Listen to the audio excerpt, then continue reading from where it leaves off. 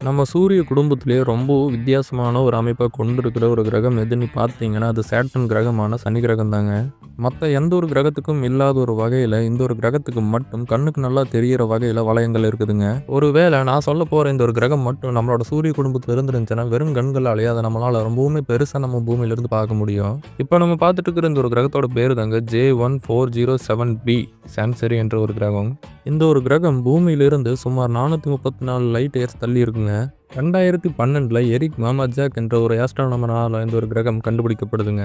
இந்த ஒரு கிரகத்தை தனித்துவமா காட்டுறது இந்த கிரகத்தை சுத்தி இருக்கிற வளையங்கள் தாங்க. சேட்டன் கிரகத்தை போலவே இந்த ஒரு கிரகத்துக்கும் வளையங்கள் இருக்குதுங்க. ஆனா சேட்டன் கிரகத்தை விடவும் 200 மடங்கு பெருசா இருக்குங்க அது. இந்த ஒரு வளையங்களோட நீளம் மட்டும் பார்த்தீங்கன்னா சுமார் 180 மில்லியன் கிலோமீட்டருக்கு மேலே இருக்கலாம்னு சொல்லப்படுது. அதாவது இது பூமியிலிருந்து சூரியனுக்கு போகிற தூரத்தை விட அதிகங்க. இந்த கிரகத்தை சுற்றி இருக்கிற வளையங்கள் சில மில்லியன் ஆண்டுகளுக்கு அப்புறம் இதோட நிலவுகளாக மாறுறதுக்கு அதிக வாய்ப்புகள் இருக்கிறதா சொல்லப்படுது.